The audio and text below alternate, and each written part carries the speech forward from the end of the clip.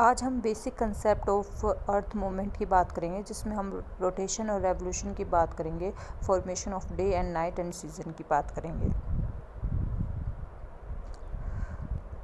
Rotation of earth, अगर हम बात करें अर्थ के रोटेशन की, तो अर्थ है वो अपने एक्सिस पे वेस्ट टू ईस्ट रोटेट करती है और उसको एक रोटेशन कंप्लीट करने में लगभग 24 घंटे लगते हैं, जिससे दिन और रात बनते हैं। पृथ्वी का एक भाग में दिन रहता है और एक भाग में रात होती है। तो जो एक सर्कल है जो डिवाइड करता है दिन और रात को, उस सर्कल को हम कहते हैं सर्कल ऑफ इल्यूमिनेशन। अर्थ है जो अपने एक्सिस पे टिल्ट है और उसका जो एंगल है वो लगभग 23.5 डिग्री का बनता है। अगर हम रोटेशन की डायरेक्शन की बात करते हैं तो वो डिपेंड करता है कि हम वो डायरेक्शन कहाँ से देख रहे हैं। अगर हम नॉर्थ पोल से डायरेक्शन देख रहे हैं तो अर्थ की रोटेशन काउंटर क्लॉकवाइज हमें दिखेगी, और अगर हम सदर्न पोल से हम अर्थ को देख रहे हैं तो अर्थ है वो हमें क्लॉकवाइज डायरेक्शन में घूमती हुई हमें दिखेगी। यहाँ इस डायग्राम के थ्रू हम देख सकते हैं कि अर्थ है वो, अर्थ का जो एंगल है वो लगभग 23.5 डिग्री यहाँ पर झुकाव है। अर्थ की रोटेशन से होता क्या है, उसकी इम्पोर्टेंस क्या है। अर्थ के रोटेशन से डे और नाइट जो साइकिल है वो बनता है। जिस साइड सन की लाइट पहुंच रही है वो पोर्शन दिन कहलाता है और अदर साइड का पोर्शन है वो नाइट कहलाता है। अर्थ है वो रफली 24 घंटे में अपना एक रोटेशन कंप्लीट करती है। इसके अलावा वहाँ वेदर एंड क्लाइमेट फॉर्मेशन में भी अर्थ की रोटेशन मदद करती है। जैसे विंड पैटर्न है, मूवमेंट ऑफ ओशन करंट है, एटमॉस्फेयर सर्कुलेशन है, ये कहीं ना कहीं अर्थ के रोटेशन से इफ़ेक्ट होते हैं। अर्थ के रोटेशन से एक फोर्स जनरेट होता है, उस फोर्स को कहते हैं कोलिसिस फोर्स, जिससे जो विंड है, जो करंट है, उसकी डायरेक्शन में चेंज होता है। उस चेंज को डिफ्लेक्शन कहते हैं। अगर हम नॉर्दर्न हेमिस्फीयर की बात करें तो जो डिफ्लेक्शन है वो राइट साइड होता है, और सदर्न हेमिस्फीयर की बात करें तो वो लेफ़्ट साइड डिफ्लेक्शन हमें देखने को मिलता है।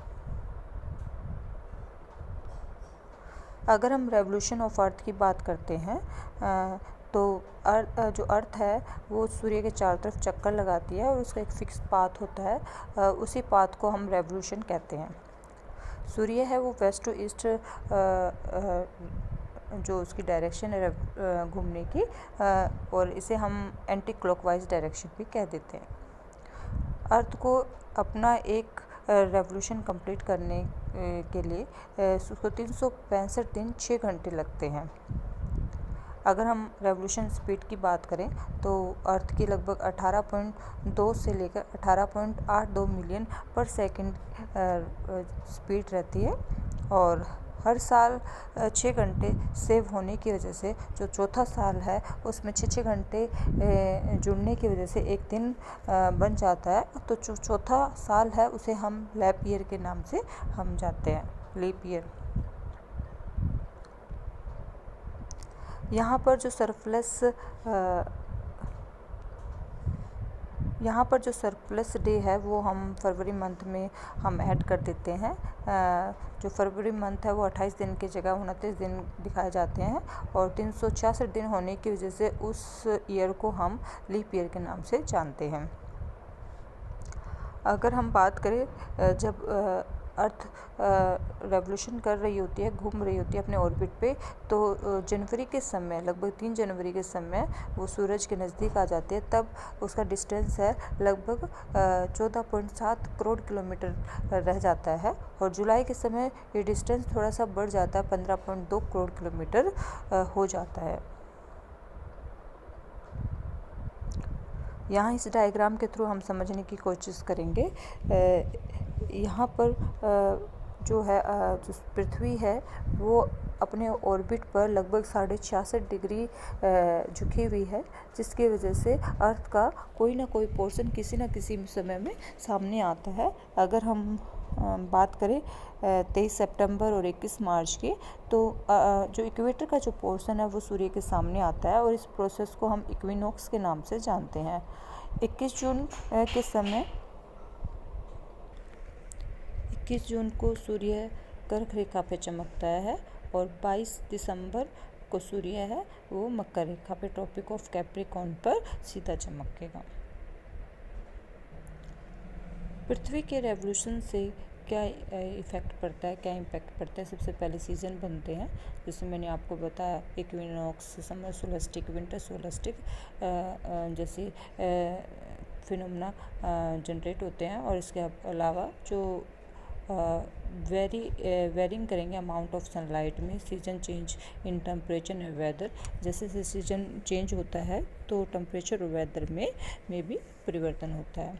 अगर हम बात करें लेंथ ऑफ ईयर की, तो एक रेवोल्यूशन जो पीरियड है वो कंप्लीट होने में 365 दिन और 6 घंटे लगते हैं, और हर 6 घंटे जो चौथे साल में है वो ऐड होते रहते हैं, और उस चौथे साल को हम लीप ईयर के नाम से जानते हैं।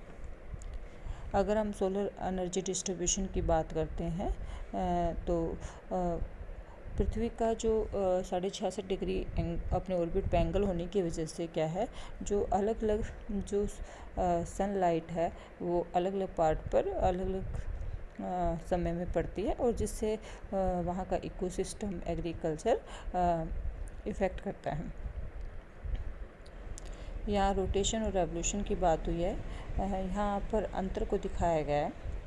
अगर हम रोटेशन की बात करें तो पृथ्वी अपने एक्सिस पे रोटेट करती है, और अगर हम बात करें रेवोल्यूशन तो पृथ्वी सूर्य के चारों तरफ चक्कर लगाती है। उसे अपने रोटेशन टाइम को कंप्लीट करने में लगभग 24 घंटे लगते हैं, और रेवोल्यूशन को कंप्लीट करने में 365 दिन 6 घंटे लगते हैं।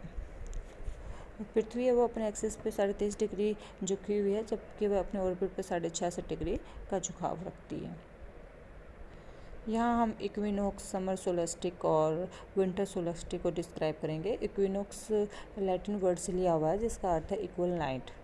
इक्विनॉक्स जो प्रोसेस होती है जिसमें दिन और रात लगभग बराबर होते हैं, और 21 मार्च और 23 सितंबर के दिन सूर्य सीधा इक्वेटर पर सीधा चमकता है, और वहाँ दिन और रात लगभग बराबर रहेगी।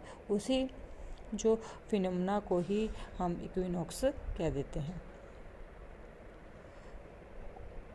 समर सोलेस्टिक जो है वो 21 जून को होता है, और जब सूर्य सीधा ट्रॉपिक ऑफ कैंसर पर चमकता है, जिसकी वजह से उस एरिया को ज़्यादा ऊष्मा प्राप्त होती है। अगर हम आर्कटिक सर्कल की बात करें तो आर्कटिक सर्कल से जो ऊपर का जो पोर्शन है वहाँ पर जो सनलाइट है वो थोड़ी सी तिरछी जाती है, जिसकी वजह से वहाँ दिन और रात में 6 महीने का अंतर आता है। समर सोलेस्टिक में जो नॉर्दर्न हेमिस्फीयर को जो सनलाइट है वो बहुत ज़्यादा अमाउंट में मिलती है, और अगर हम 21 जून की बात करें तो वो सबसे बड़ा दिन होता है, और उस दिन सबसे छोटी रात हम मानते हैं। इसके अपोजिट जो सदर्न हेमिस्फीयर है वहाँ पर सनलाइट कम पहुँचने की वजह से वहाँ पर विंटर सीजन उस समय रहता है, और वहाँ पर जो रात है वो दिन के कंपेयर में ज़्यादा लंबी रहती है, और इसी अर्थ के पोर्शन को ही हम समर सोलेस्टिक कहते हैं। फिर है विंटर सोलेस्टिक। 22 दिसंबर को विंटर सोलेस्टिक होता है, जिसमें सूर्य है वो ट्रॉपिक ऑफ कैप्रिकॉर्न में सीधा चमकता है, और जो बहुत अधिक पोर्शन में जो लाइट है वो सीधा ट्रॉपिक ऑफ कैप्रिकॉर्न पे पड़ती है, और वहाँ पर जो 22 दिसंबर का जो समय है वहाँ पर ग्रीष्म ऋतु रहती है, और वहाँ पर दिन लंबे और रात छोटी होती है। इससे रिवर्स अगर हम नॉर्दर्न हेमिस्फीयर की बात करें तो वहाँ पर जो है सर्दी का समय रहता है। इसी पोजीशन को ही हम क्या कहते हैं, विंटर सोलेस्टिक के नाम से जानते हैं।